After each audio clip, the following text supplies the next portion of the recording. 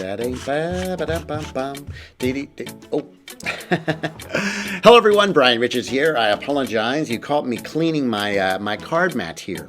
I want you to know there are a lot of YouTube magician teachers, but they don't keep their mats clean like I do. Because someone once told me that cleanliness is next to godliness. I know that's not actually in the Bible, but I think it was my mom actually that said that. Well, anyway, it doesn't really matter. Nonetheless, I go to the extra effort so that my card mat is super clean, just for all of you. Well, I do want to welcome you, and I know you've come here to learn another self-working card trick. Are you ready?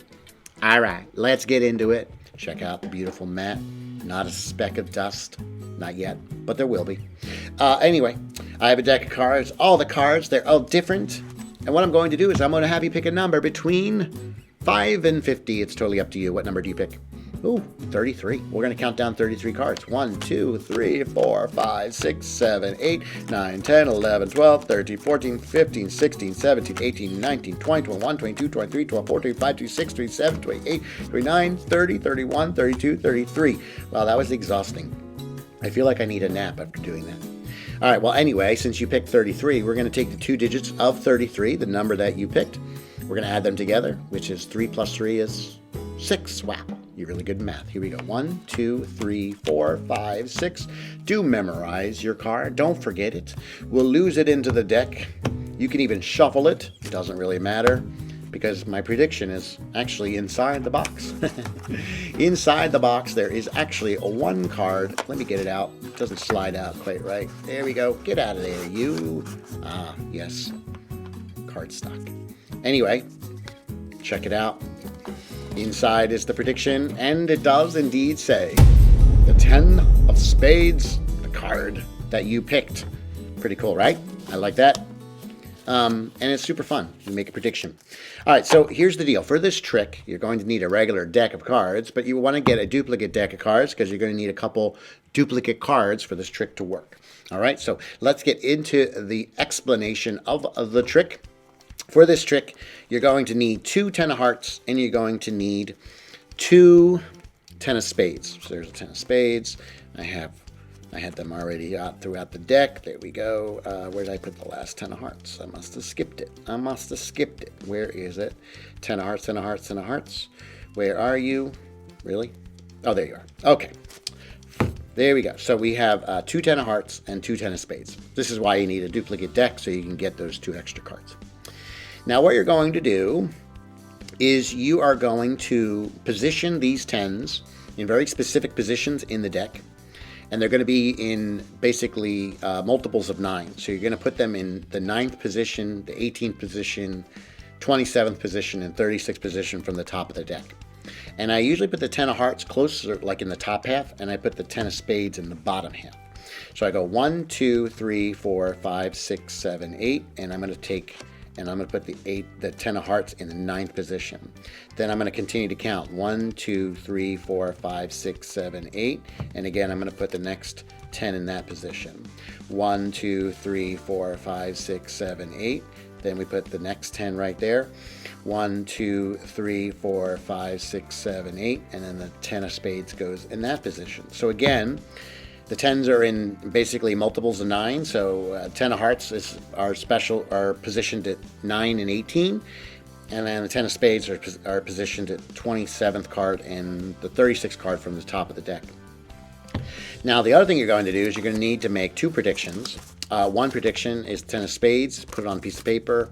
You can fold it up and stick it inside the box like I did, or you can put it somewhere else, doesn't really matter. And then you need to put a 10 of hearts prediction. Now, if you buy a box of bicycle playing cards, I think they still have them, you can see there's actually a 10 of hearts right on the back. So it's already there. But if you don't have that, just write 10 of hearts on the back of the box. Have it this way. So no matter what, you have a prediction depending on which number they pick. All right?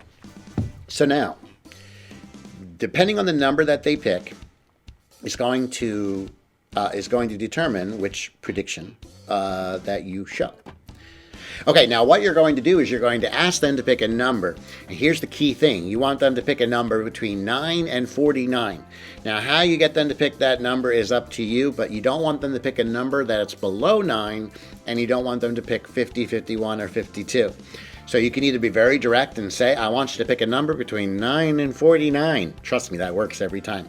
Or you can have them pick a number, just say, I want you to pick a number between 5 and 50. Maybe pick one that, somewhere in the middle. It's totally up to you. And hopefully they'll pick one that is over the number 9, and that's fine. Now, here's the thing. You want to make sure you know your multiples of 9. Do you remember when you learned that in first or second grade? Yeah. You got to know 9, 18, 27, and 36. Just review those 4. Those 4 are the first multiples. You just got to know those, 9, 18, 27, and 36. Now, if they pick one of those numbers, all you're going to do is phase 1. Let's say they pick a 9 or an 18. If they do, they pick the 10 of hearts. If they pick 27 or 36, they're going to ultimately pick the 10 of spades. So all you're going to do, if they actually pick one of those that's a perfect multiple, is you're just going to count down to that card and you're going to show it to them. And again, if it's 9 or 18, it's going to be the 10 of hearts, in which case you will show the back of the box, your prediction. And if they pick 27 or 36, you're just going to take your prediction out from inside the box.